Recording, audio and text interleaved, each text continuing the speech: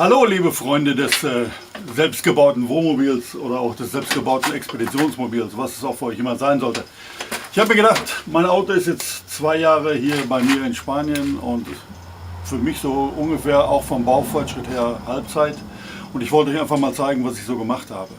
Also wenn ihr Lust habt, könnt ihr mich begleiten. Also in den nächsten paar Minuten werde ich euch mal zeigen, was ich so gebaut habe, was ich mir gedacht habe und vielleicht interessiert es euch auch. Okay, auf geht's!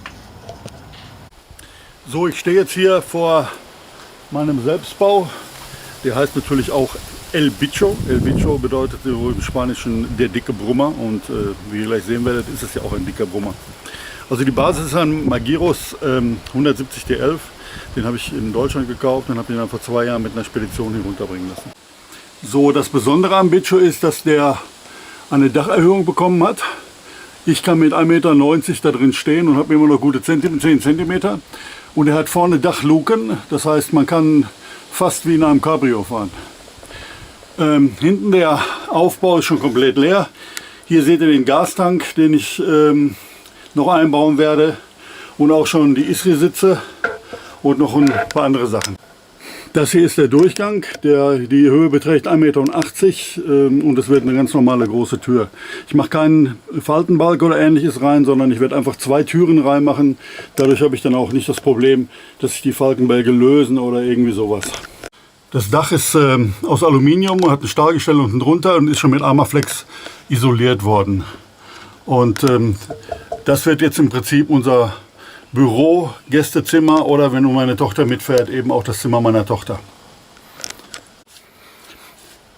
Das Auto hat eine Lufttrockenanlage bekommen, 4 neue Aluminiumkessel und noch eine Erhöhung um 6 cm. So sieht das Auto aus. Ich finde, gerade durch die Dacherhöhung hat er eine ganz gute Optik. Der Aufbau ist 2,40 Meter hoch. 4,60 Meter lang und 2,45 Meter breit. So. Die Fenster sind ganz normale Hausfenster mit Sicherheitsverglasung. Gibt es ein gesondertes Video zu, wie ich die hergestellt und eingebaut habe. Wassereinlass, hier die Stauklappe, auch selbst gebaut aus den Ausschnitten der Kabine. Und ich habe ein spezielles Profil dafür, was ich einfach draufstecken kann auf die 30er Platte eben. Jetzt genau das Profil hier. Die kommt in Stangen zu 5 Meter und die Stange kostet hier in Spanien 20 Euro. Ich habe das Auto hinten abgeschrägt, aber die Abschrägung ist eigentlich auch nur aus einem Grund da, dass es einfach optisch ein bisschen gefälliger aussieht. Der Aufbau ist gebaut aus einem 30er Fassadenbauplatte, also ein Sandwich mit Polyurethankern. Und die Winkel, die das alles verbinden, ist Alu-Riffelblech und das ist gekantet worden. Ist alles noch im Rohzustand, muss ich alles noch fein nacharbeiten. Aber das mache ich dann, wenn das Auto mal irgendwann lackiert wird. Die Außendusche wird hier direkt in der Nähe vom Eingangsbereich sein, weil da einfach das Wasser lag. Das fand ich ganz angenehm. Ich habe im Nachbarort einen 450 Liter Tank gefunden, den habe ich natürlich gleich gekauft und drunter gebaut. Dann drüber kommen noch 2 Klappen rein. Die Tür habe ich auch selbst gebaut, auch aus den Profilen, die ich vorhin beschrieben habe. Dort gab es dann auch die entsprechenden großen Edelstahlwinkel. Dann das nächste, was ich euch zeigen möchte, ist, weil ich ein Sparfuchs bin, habe ich einfach bei Amazon eine Edelstahlschale genommen, die hat mich 25 Euro gekostet, im Vergleich zu einer Mulde, Griffmulde, die 225 Euro oder 230 Euro im Zubehör kostet. Normales Haushaltsschloss verwendet und naja, ist alles noch nicht im Endzustand, aber so, dass es schon mal funktioniert. So, gehen wir mal rein, zeige ich euch, wie es drinnen aussieht. Eingangsbereich wird auch gleichzeitig die Dusche. Die Duschwanne ist mir leider kaputt gegangen, außerdem ist die sowieso nicht so gut tauglich, weil die Basis eigentlich auf Beton ist und das ist mir einfach sowieso viel zu schwer.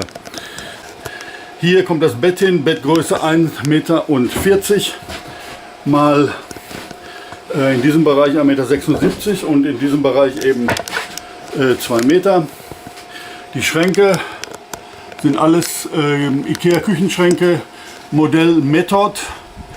Die Klappen habe ich selber gemacht, einfach nur aus einem Profil und einer 1 cm starken Sperrholzschicht.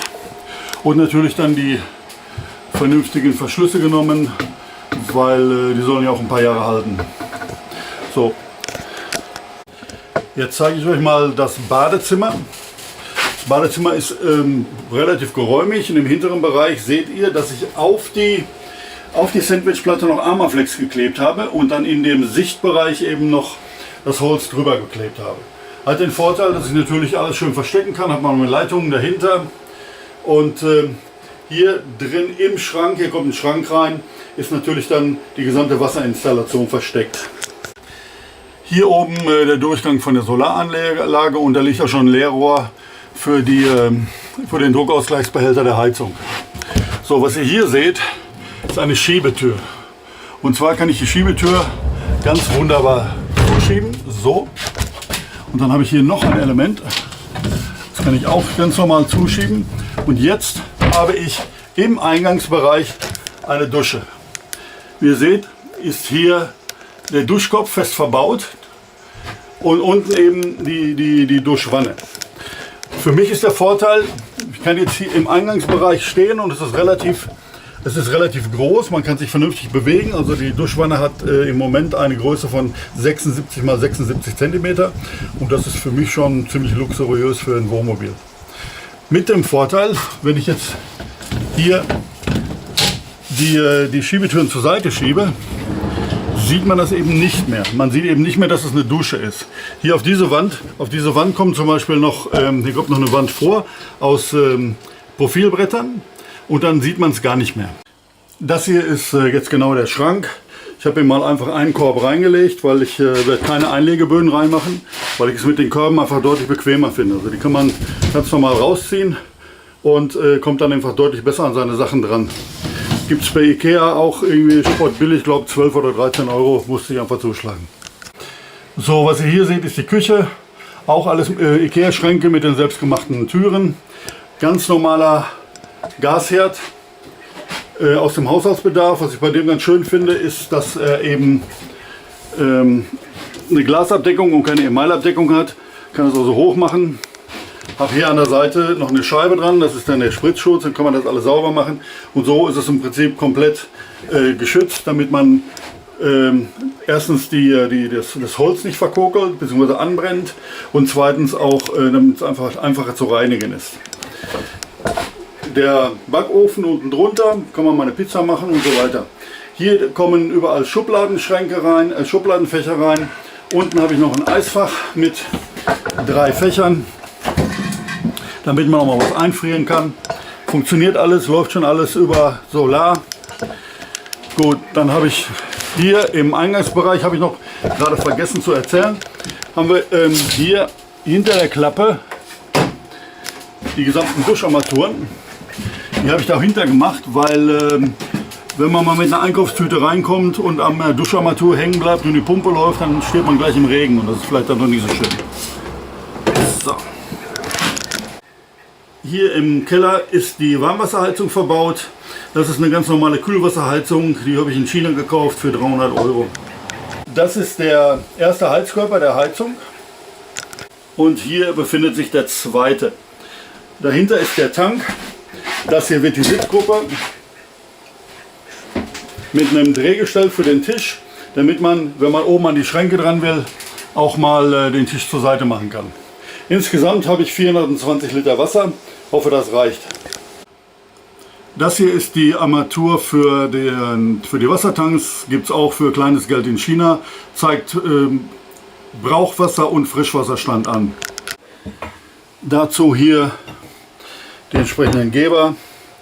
Nichts Kompliziertes, alles einfach. Das Auto bekommt auch eine Umkehrosmoseanlage. Habe ich sehr gute Erfahrungen hier bei uns im Haus gemacht und das will ich auf jeden Fall im Auto auch haben. Was man dazu allerdings braucht, ist eine Permeat-Pumpe. Die kostet nochmal 100 Euro extra. Dann hat man eben ein Wasserverhältnis Produktion 1:1, also Abwasser, gefiltertes Wasser 1:1. Abwassertanks habe ich 2 Stück, sind 2 x 80 Liter, liegen hier im hinteren Bereich und dementsprechend 160 Liter. Wie ihr seht, habe ich hier schon Rohre verlegt. Ich arbeite mit den Mehrschichtverbundrohren in 16 mm. Ich hoffe, dass die dicht sind, aber eigentlich sollte das, glaube ich, kein Problem sein. Das hier ist jetzt mein Kontrollunit. Das obere Unit ist aufgeteilt in 230 und in 24 Volt. Darunter ist der Messschand und darunter habe ich einige Ladebuchsen für USB angebracht. So, ganz stolz bin ich auf meine Waschmaschine. Das ist eine kleine LG Mini. Wäscht 2 Kilo. Manche sagen, ja, die wäscht ja nur, wenn eine große draufsteht. Nein, es ist nicht warm. Es gibt hinten einen Schalter. Den kann man arretieren und dann tut es die auch ganz normal. Das ist mein Boiler, der hat 1250 Watt und hat aber gleichzeitig auch noch einen Wendel drin für die Warmwasserheizung natürlich. Ne? Weiter geht es zu im Moment 4 100er AGM Batterien, die habe ich geschenkt bekommen, von daher kann ich die im Augenblick benutzen. Hier haben wir einen WCC Plus Energy 3 kW Wandler und 3 Solarregler. Auf dem Dach können wir gleich mal gucken, habe ich insgesamt 1350 Watt an Solar. Hier also meine Solaranlage. Ich sehe gerade, dass die ganz schön dreckig ist. Muss ich, glaube ich, mal putzen. Die funktioniert schon und betreibt im Moment auch die Pumpe von meinem Pool. Nochmal zu den Solarreglern. Ich habe einen EP-Ever genommen, 30 Ampere. Die haben vor 1,5 Jahren, als ich die gekauft habe, zusammen genauso viel Geld gekostet wie einer, der für meine 1350 Watt angemessen gewesen wäre. Da ich aber ein großer Freund von Redundanz bin und 2 von diesen Reglern ausreichen, um meine Anlage zu betreiben, kann mir nicht viel passieren. Unten drunter kommen natürlich noch weitere Staukästen. Die habe ich schon geschweißt, die Rahmen habe ich schon geschweißt, die liegen halt schon ein Jahr, deshalb fangen die schon an zu rosten. Die kommen natürlich hier an die Seite drunter. Auf diese Seite kommt die Außenküche dran und auf die andere Seite weiß ich noch nicht genau, was ich da mache. Hier in dem vorderen Bereich wird auf jeden Fall noch auch noch ein Staukasten gemacht. Eventuell packe ich da noch einen Tank hin, weiß aber noch nicht genau, wie das mit der Balance ist vom Gesamtgewicht. So, ich hoffe, ihr habt einen Eindruck bekommen, was ich so in den letzten 2 Jahren gemacht habe. Ich muss allerdings gestehen, so richtig fleißig war ich nicht. Ich habe natürlich noch ein paar andere Sachen gemacht und habe auch im letzten Sommer, als es ziemlich heiß war, einfach mal irgendwie 2 Monate gar nichts gemacht, weil es mir dann einfach zu heiß, dann kein Bock. Und da ich hier keine Eile habe, ich muss ja erst in 4 Jahren fertig werden, kann ich mir relativ viel Zeit lassen. Wenn ihr Fragen habt, schreibt mich gerne an auf meiner Webseite www.l-bicho.de. Findet ihr die E-Mail-Adresse und weiterführende Informationen. Habe ich ein paar Tests gemacht von anderen Sachen. Und wie gesagt, wenn es euch gefallen hat, abonniert meinen Kanal und wartet auf nächste Videos. Bis bald, ciao.